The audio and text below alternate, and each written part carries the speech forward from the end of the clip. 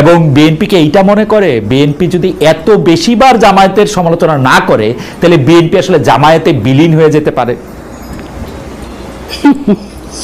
শোনেন, আমি আপনার প্রশ্নের জবাবটা দেই, তার মধ্যেই আপনার গালিব সাহেবের প্রশ্নের কিছু উত্তর আছে। বিএনপির পজিশনে আছেন উনি, লাস্টলে ফজলুর রহমান সাহেবকে বললেন, পজিশনে না থাকলে তারা কিছুই বলতো না। আমি যদি বলি বিএনপির পজিশনে থাকার জন্য বিএনপিকে যদি তারা বলে যে চাপ প্রয়োগ করে বা বলে যে আপনার লোক এইটা করছে কেন ওটা করছে কেন, জামাত 5ই আগস্টের পরে জামাতের আমির সরাসরি যখন বলছেন যে একটা জালিমকে পাঠিয়ে দিয়ে সরিয়ে দিয়ে আরেকটা জালিমকে আনার জন্য কি আমরা এই করেছি, আরেকটা জালিম বলতে কাদেরকে বুঝিয়েছেন এটা কিন্তু বলার অপেক্ষা রাখে না। এই এই এই এই কথাটার মধ্যে কিন্তু খালেদ ভাই আপনার প্রশ্নের উত্তর আপনি পেয়ে গেছেন। তো যখন একজন খোদ প্রধান, জামাতের প্রধান যখন এই কথা বলে, ফজলুর রহমান তো প্রধান না, ফজলুর রহমান যে পোস্টে আছেন সেটা চাইলে আপনি খালেদ মহিউদ্দিন আপনিও এই পোস্টটা পেতে পারেন, গালিব জামাত করুক যেটাই করুক সেও পেতে পারে, কারণ উনি দেশনেত্রী বেগম বিএনপি দেশনেত্রী বেগম খালেদা জিয়ার উপদেষ্টা। উপদেশ যে কেউ যে কোনো দল থেকেই করতে পারেন। উপদেষ্টা নিয়োগটা সম্পূর্ণ 100% দলীয় পদ না ওটা। হ্যাঁ, তো সেই জায়গায় ফজলুর রহমান সাহেব যদি এখানে আমাদের যদি দায়বদ্ধতায় যদি জড়িয়ে যায়, তাহলে জামাতের আমির উনি কেন জড়াবে না? উনি যে এই কথাটা বলেছেন, কই বিএনপি তো সেটা নিয়ে কোনো কথা বলে না। এই যে আমি আপনাকে বললাম বিএনপি একটা উদারনৈতিক দল, এই জন্য বিএনপি অনেক কিছুই আমার এখানে দুইটা প্রশ্ন। আপনি ডক্টর শফিকুর রহমানের কথা বলেছেন যে একজন জালিমের পরিবর্তে আরেকজন জালিম চলে আসবে, এইটার ক্ষেত্রে বিএনপি এটা নিজের গায়ে নিতেছে কেন? বিএনপি নিজেকে জালিম কেন ভাবতেছে, এটা একটা কথা। আর দ্বিতীয় কথা হচ্ছে আপা আমি একটু বলি, দ্বিতীয় কথা হচ্ছে যে ডক্টর শফিকুর রহমান একলাই শুধু এই কথা বলছেন তা না, আপনি যদি কান খোলা থাকতে তাহলে অনেকের মুখে আপনি এই কথা শুনতেন, অনেকেই বলছেন। তো ডক্টর শফিকুর রহমানকে এখানে একা করা যাবে না। আমি আপনার প্রথম প্রশ্নের উত্তরটা দিই এইভাবে যে ভোটের যদি রাজনীতি হয়, সত্যিকার আমার ভোটটা আমি দিব যাকে খুশি তাকে দিব, আপনি চোখ বন্ধ করে বলতে পারেন কোন দলটা ক্ষমতায় আসতে পারে, রাষ্ট্র পরিচালনায় আসতে পারে, তো তাদের গায়ে লাগবে জিনিসটা, এটা তো স্বাভাবিক ব্যাপার। আর এখানে কোনো ঢাকঢুল পিটায় বলে না। জামাত আর বিএনপি যদি ইলেকশন করে, যদি ইলেকশন সলিড হয়, তাহলে বিএনপি কত ভোটে এগিয়ে থাকবে এটা আমার বলার বোধহয় দরকার পড়ে না। এটা খালেদ মহিউদ্দিন আপনি পারেন, তো কিংবা গালিব সাহেবও পারেন। তো সেই জায়গায় আমি বলছি যে এই যে ফজলুর রহমান সাহেবকে যে এত কথা বলা হলো, গালিব সাহেব বললেন ফজলুর রহমান সাহেব কিন্তু এই ছাত্রদেরকে ছাত্রছাত্রীদেরকে 5ই আগস্টের পরে স্যালুট পর্যন্ত দিয়েছেন যে এরা সোনার ছেলে, এই সোনার ছেলেদের আমার স্যালুট। তো এই যে স্যালুটটা দিয়েছেন কেন? যখন তারা দল গঠন করলো এবং মানুষকে মানুষ হিসেবে গ্রাহ্য করা বন্ধ করে দিল, তখন থেকে এবং যেভাবে আওয়ামী লীগ নিষিদ্ধ হোক আমার কোনো দুঃখ নাই, বাট আওয়ামী লীগকে অন্যায়ভাবে যেইখানে 144 ধারা জারি আপনার যমুনার সামনে, সেই যমুনায় তারা ঠান্ডা পানির মহড়া দিয়ে তারা ওইখানে মঞ্চ তৈরি করে 2 দিন বসে থেকে, যেটা কিনা আপনার প্রধান উপদেষ্টা বললেন যে এটা কোনো লয়ের নাই, এটা হয় না, আওয়ামী লীগকে নিষিদ্ধ করা যায় না। তার 2 দিন পরে উনি নিজে মুখে নিষিদ্ধ করলেন, আবার বিদেশ গিয়ে বললেন এটা নিষিদ্ধ না, এটা স্থগিত করলেন। কিন্তু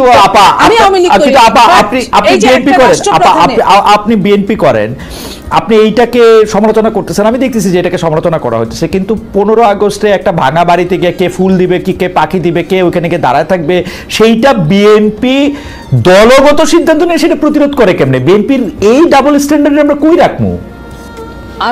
আমি বিএনপি, শোনেন, আমি বিএনপি করি কিন্তু আমার বিবেককে বিসর্জন দিয়ে না। আমি আমার বিবেক যে কথাটা বলার জন্য আমাকে উদ্বুদ্ধ করেছে, আমি সেই কথাটা আপনার সাথে বলছি। আর আপনি যেটা বলছেন বিএনপি উদ্বুদ্ধ করেছে ওইখানে গিয়ে মিছিল করার জন্য, আমার মনে হয় এটা আমি শুনি নাই।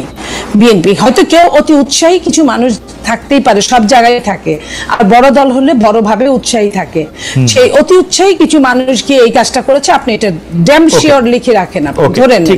ঠিক আছে। আর এই যে সামাজিক ফেনোমেনার কথা বললেন উনি, যে আওয়ামী লীগ থেকে দেখাও ভুল, জামাত থেকে দেখাও ভুল।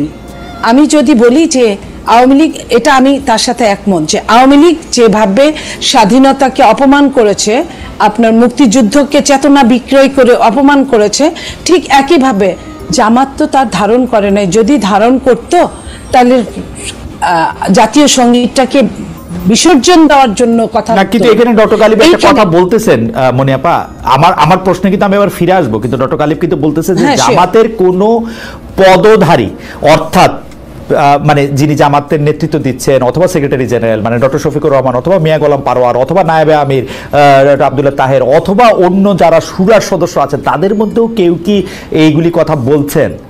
আপনি তো এরকম তো আমিও তো আপনাকে বলতে পারি, তাইলে আমিও বলতে পারি যে 32 নম্বরে গিয়েছিল বিএনপির, ওরকম বড় কেউ গিয়েছিল না, তাদের কোনো কথা এরকম আছে বলতে পারেন তো সেটা বলে ফেলছেন, কেউ বলেছে তাদেরকে পাঠিয়েছে? হ্যাঁ বলেছি। তো এটা যদি আমার দায়িত্বশীলতার জায়গায় হয় আমি অবশ্যই এটা বলবো।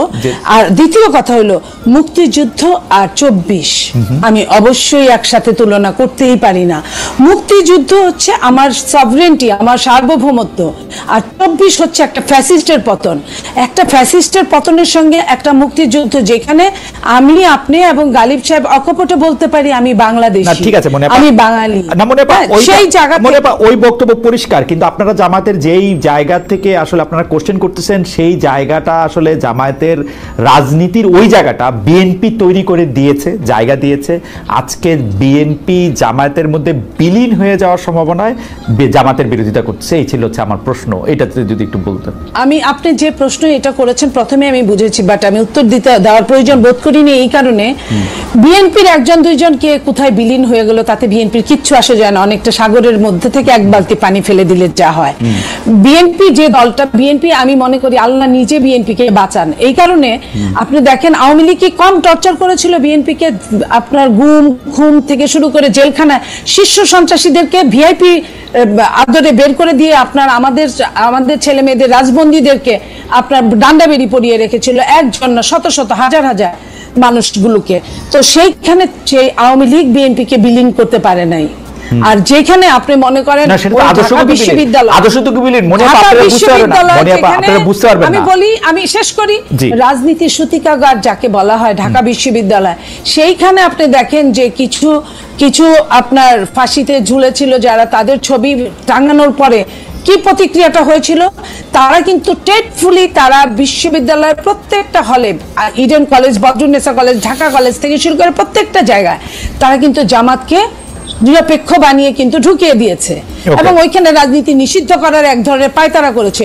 কিন্তু যখন তারা এত কিছু, তাদের পক্ষের লোক ভিতরে কিন্তু তারাই যারা দখল করে আছে হলটা, তারপরেও যখন ওই ছবিগুলো উঠেছিল, সেই ছবিগুলোর পরে প্রতিক্রিয়াটা কি হয়েছে, এখান থেকেই প্রমাণ হয় যে বাংলাদেশের মানুষ সচেতন, বাংলাদেশ জাতীয়তাবাদী দল সচেতন। আমার মনে হয় দিতে পারবেন না, কেউই পারবে না আমি মনে করি। আরেকটা লাইন আমি বলি, একটু লাইনটা শেষ করি, যেটা আপনি তখন মানে ফকুন্নির কথা বলছিলেন, আমি সেটার সঙ্গে এইটুকু বলি যে হ্যাঁ ওই শব্দটা ভুল ছিল, শব্দটা উচিত না। সেটার পাশাপাশি এটাও বলি, এটা তো আরো বেশি উচিত না যে আপনি শেখ হাসিনাকে দিল্লি পাঠিয়েছেন বলে আরেকজনকে, আপনি বাংলাদেশি মানুষকে দিল্লিতে কারণে অকারণে পাঠাবেন, আপনি স্ট্যাটাস দিবেন, পোস্ট দিবেন, এটা দিলে মানুষের কিন্তু মাথা ঠিক থাকে না। একজন যে বাংলাদেশি আপনার নাগরিক, বাংলাদেশকে ভালোবাসে, একজন আপনার কি বলবো যে প্যাট্রিয়ট যাকে বলে, তাদের কাছে এই জিনিসটা অন্য দেশে তাকে পাঠিয়ে দেওয়া জবরদস্তি করে, এটা চাইলেই যে কেউ করতে পারে না, যে কেউ বলতে পারে না, ওইটা বলা কিন্তু আরো বেশি খারাপ আমি মনে করি। ওকে মনিয়াপা, আপনাকে ধন্যবাদ। আমি একটু ডক্টর মির্জা গালিবের কাছে যাই এবার। আমি একটু লম্বা মানে একটা পার্সপেক্টিভ নিয়ে একটু ডক্টর গালিবের কাছে আসতে চাই। তার আগে দর্শকদের কাছে আমি প্রশ্ন করেছিলাম যে মুখে মুখে সংস্কার থাকলেও বাস্তবে দখল ও চাঁদাবাজি সংস্কৃতি অব্যাহত, নতুন রাজনৈতিক বন্দোবস্ত অনিশ্চিত জানিয়েছে টিআইবি। দর্শকদের কাছে জানতে চেয়েছিলাম যে প্রিয় দর্শক তাদের আশঙ্কা সঠিক বলে মনে করেন কিনা। মানে 95% দর্শক এখানে হ্যাঁ ভোট দিয়েছেন। 46,000 দর্শকের মধ্যে 95% দর্শক হ্যাঁ ভোট দিয়েছেন যে নতুন রাজনৈতিক বন্দোবস্ত যে অনিশ্চিত, সেইটা টিআইবির এই বক্তব্যের সাথে একমত কিনা। শতকরা 95% দর্শক এটাতে একমত পোষণ করেছেন, শতকরা 5% দর্শক এটাতে একমত পোষণ করেন নাই। মনে হয় একইভাবে মানে আমরা এই মুহূর্তে কি তর্ক হইতেছে আসলে 2025, আপনাকে আমি আসলে প্রায় 30 বছর ধরে চিনি, তো 2025-এর তর্ক তো আসলে শুধু 2025-এর তর্ক হবে না, মানে আমরা বেঁচে থাকলে নিশ্চয়ই 2045 সালেও আমরা একটা কথা বলবো। আপনি 2025 সালের প্রেক্ষিতে আপনি আসলে বিএনপির কোনো রাজনৈতিক আদর্শের জায়গা থেকে কোনো পরিবর্তন দেখেন, কোনো অবস্থান দেখেন, স্পেসিফিক কোনো একটা জায়গায় যাওয়ার লক্ষ্য দেখেন। যেমন আপনি খুবই রাগ হইলেন যখন বলা হলো এক জালিম থেকে আরেক জালিমে যাওয়ার, কিন্তু আপনি বিশ্বাস করেন, মানে আমি এক ফোঁটাও বাড়ায় বলতেছি না, বাংলাদেশে যেই দুষ্টামি যেই চাঁদাবাজিগুলি এখন আওয়ামী লীগ করতো তার 90% এখন বিএনপি করতেছে। এই যে এক জায়গা থেকে আরেক জায়গায় এখন যদি ক্ষমতা আসে তাহলে 105% করবে। আসলে ক্ষমতায় আসার জন্য 105% নাও করতে পারে, এই কারণে যে বিএনপি, আমি আগেও বলেছি, বিএনপি একটা উদারনৈতিক দল। বিএনপিতে এই উদারনৈতিকতার জন্য অনেকেই ইন করে ফেলে। এই ইন করাটা বিএনপি যদি আর একটু ঠেকাতে পারে বিএনপির জন্য মঙ্গল হবে। আর বিএনপির কাছে এই মুহূর্তে কোনো ক্ষমতার দণ্ড নাই। বিএনপি সর্বোচ্চ পারে কি আপনাকে বহিষ্কার করতে, যদি বিএনপি করে থাকেন এবং চাঁদাবাজির সাথে লিপ্ত থাকেন, সেখানে বহিষ্কার করতে পারে। তো বিএনপি বহিষ্কার করেছে ইতিমধ্যে প্রায় 7-8 হাজার মানুষকে। সেইখানে বহিষ্কার করার পরেও বিএনপি রিকোয়েস্ট করেছে নির্বাহী প্রধান থেকে শুরু করে প্রত্যেককেই, সরকারকে রিকোয়েস্ট করেছে, পুলিশকে রিকোয়েস্ট করেছে, আপনার যে আইনের দণ্ডটা আমরা কিছুই বলবো না, আপনারা আপনাদের মতো আইনের দণ্ডটা হাতে তুলে নেন। শাস্তি যে অন্যায় করবে সে শাস্তির মাঝখানে যাবে। আর বিএনপি শুধু নাম দেওয়া হচ্ছে, জামাত কিন্তু কোনো অংশে পিছিয়ে নেয় আপনার এইসব কারণে। জামাত সব বড় বড় গুলো দখল করছে, চাঁদাবাজি করছে, জামাত যেটা করে সেটাকে হাদিয়া বলে। ঠিক না আপা, আপনি একটা ইউনিয়ন পরিষদে এখন ফোন দেন, ওই ইউনিয়ন পরিষদের টিএনও সাহেবের সামনে, ইউএনও সাহেবের সামনে এখন একটা বিএনপির লোকই বসে আছে, ও ঠিক করে দিচ্ছে রাস্তায় কি হবে না। এখন রাত হয়ে গেছে, এখন না থাকতে পারে, এখন ইউএনও সাহেবের বাংলোতে থাকতে পারে, সকাল হইলে আবার অফিসে যাবে। দেখেন, যে দলটা বেশি বড় সেই দলের মানুষগুলো অনেক হয়। সেইখানে আপনি যদি ওই রেশিও ধরেন, যে দলের ভোট 7 থেকে 8%, তাদের যে মানুষগুলো থাকবে, যে দলের ভোট 30 থেকে 35% বা 40%, সে দলের মানুষগুলো একটু বেশি থাকবে। এটা আমি নিরপেক্ষতার দৃষ্টিতে আপনাকেও অনুধাবন করার জন্য আমি প্রপোর্শনেট করেই বলতেছি যে ধরা যাক বিএনপি হচ্ছে একটা 100 বড় দল, ধরা যাক জামাত হচ্ছে একটা 10 বড় দল, সুতরাং বিএনপি যদি 100টা চাঁদাবাজি করে জামাতের 10টা এবং এনসিপির 8টা করা উচিত, কিন্তু এটা এরকম না। এনসিপি 8টা, জামাত 10টা করলে বিএনপি করতেছে 1022টা। আমি আপনাকে বলি, এনসিপির যেটা, এটা তো কিংস পার্টি, তাকে যেভাবে সরকারের প্রশাসন থেকে শুরু করে প্রত্যেকেই যেভাবে নমনম্য করে, সেটা তো বিএনপি করে না। বিএনপিকে তখন কি হয়, বিএনপির হয়তো বা তার শক্তি আছে, 10 জনকে নিয়ে যায়, সেখানে যায়, ভাগ করে, ভাগাভাগি করে, হতে পারে, আমি হতে পারে দিয়ে কথা বলছি, সেখানে বিএনপির এটা করতে হয়। আর জামাত অত্যন্ত অত্যন্ত আপনার বুদ্ধি অ্যাপ্লাই করে, যে বুদ্ধিটা জামাত দেখেন প্রথমেই আপনার ব্যাং ট্যাং হতে পারে, জামাতের এক সময় ছিল, কিন্তু এটা তো আইনের মাধ্যমে যেতে পারতো, তা না করে নিজেরাই কিন্তু দখল করে নিয়ে বসে গেছে। এবং ও জামাতও কিন্তু আপনার যদি আপনার ইউনিয়ন পর্যায়ে খুঁজ নেন, আপনার জামাতও কিন্তু কোথাও কোথাও, আপনি এই যে ধরেন সিলেটের পাথরের, সাদা পাথরের কথাই বলি, আপনার ওইখানে কিন্তু সহযোগী যোদ্ধা হিসেবে ছিল, সহযোদ্ধা। আমি এইখানে, আমি তো বলছি, আপনি তো বলেন না, আমি মনে করালাম, ঠিক না? তো সেইখানে ওই জায়গাটায় তখন কিন্তু কোনো বাদ বিচার থাকে না। তো যেখানে যাদের ক্ষমতা যেখানে বেশি, সেইখানে তারা সেইখানে অ্যাপ্লাই করে। এইখানে যদি সরকার যদি আইনের অনুশাসনটা হাতে তুলে নিত, শাস্তির আওতায় যদি তাদের নিয়ে আসতো, তাহলে কিন্তু এই ধরনের কোনো প্রশ্নই আসতো না। আজকে দেখেন আপনার ডেভিল হান্ট নামে যে আমার সেনাবাহিনীর ভাইরা যে জিনিসটা সৃষ্টি করলো, আপনার ডেভিলদের নাতিপুতিদের অ্যারেস্ট করলো। কয়টা ডেভিল আপনার অ্যারেস্ট হয়েছে বলেন? কয়জন? শুনি যে 17,000-16,000 নাকি লিস্ট হয়েছে। সেই লিস্টগুলো অ্যারেস্ট করতে বাধাটা কোথায়? বাধা বিএনপির বিএনপি বড় দল, বিএনপি লিস্ট দিয়ে রাখছে, খালেদকে গ্রেফতার করতে পারবেন না, আমি যত বড় ডেভিল। আমি সেনাবাহিনীর সাথে কিন্তু বিএনপি যায় পারবে না, হয়তো পুলিশের এই মুহূর্তে ট্রমাটাইজ পুলিশের সাথে। সেনাবাহিনী তো আপনার ডেভিল হান্ট কে বের করেছে? সেনাবাহিনী বের করেছে। সেনাবাহিনী তাহলে কেন অ্যারেস্ট করে না? সেনাবাহিনী প্রতিটা জেলায় জেলায় আছে, জরুরি আইনের মধ্যে। আমি খালি আপনাকে মনে করাই দিই, কেন সেনাবাহিনী আমি মনে করে দিই, এনসিপির আপনি কিংস পার্টি করতেছেন, কিন্তু গত কয়েকদিনে এনসিপির যাদের গ্রেফতার করা হয়েছে তারা সবাই কেন্দ্রীয় নেতা, কিংস পার্টি হিসাবে তারা কোনো রকম কোনো বাড়তি কোনো সুবিধা পায় নাই। অন্যদিকে প্রত্যেকটা ডিসি, প্রত্যেকটা এসপি নিজেদেরকে ছাত্রলীগ, ছাত্রদল, যুবদল, বিএনপির লোক হিসাবে ঠারে ঠোরে নানাভাবে পরিচয় দিতেছে। সচিবদের মধ্যে অনেকে বিএনপির কি বলে যথেষ্ট পরিমাণে বিএনপি কিনা দেখে ফিরে আনা হইতেছে। আপনি এগুলি, আপনার ইতিহাস কি বলে যে আগুন খাবে সে আংরা ফেলবে। হ্যাঁ, তাই না? right. সে কয়লা ফেলবে। সো আপনারা কেউ, আমি আপনারা মানে এটা আমার শব্দগত কথা বলছি, আপনারা যারা বিএনপি কে নিয়ে এত কথা বলছেন, তারা শাস্তির আওতায় না গিয়ে, বিএনপি এমন দানব না যে আপনি শাস্তির আওতায় গেলে কিছু করতে পারবে। কেন এই সরকার আসার পরে বিএনপি আপনার সেনাবাহিনীর হাতে মারা যায় নাই? এই ইতিহাসও তো আছে। কই তারা কি তাদের পরিবার কি অথচ যে মারা গেছে সে কিন্তু ওরকম দোষী ছিল না, তারা কি কিছু করেছে? এই যে আপনি বলছেন আপনার খুলনায় কি হয়েছে, যে ছেলেটাকে বিএনপি যুবদলের বহিষ্কার করলো সেই ছেলেকে কয়দিন পরে জামাত মেরে ফেললো, শুধু মারলই না, রক কেটে দিল। তাদের পুরানা জায়গাটায় তারা স্মরণ করিয়ে দিল যে আমরা কিন্তু আমাদের অস্ত্র জমা দিয়েছি, কিন্তু আমরা কিন্তু ট্রেনিং ভুলে যাইনি।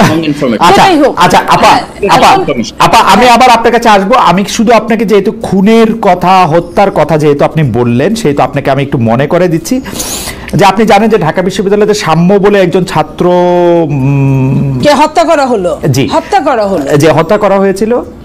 সেই সাম্য হত্যার পরে সাম্যর একজন আত্মীয় আমাকে একটা মেসেজ পাঠিয়েছেন। সেই মেসেজের মধ্যে কিন্তু আমি দেখতে পাচ্ছি যে, আমি তার মেসেজ থেকে পড়ছি, অলমোস্ট 3.5 মাস হয়ে গেল সাম্যর খুনের তদন্তের ফাইনাল চার্জশিট কোথায়? ফাইনাল চার্জশিট আমার জানা মতো 45 দিনের মধ্যে দিতে হয়, এখন তার চেয়ে অনেক বেশি সময় লাগে। কথা হচ্ছে যে বিএনপি এটা নিয়ে কথা বলে না।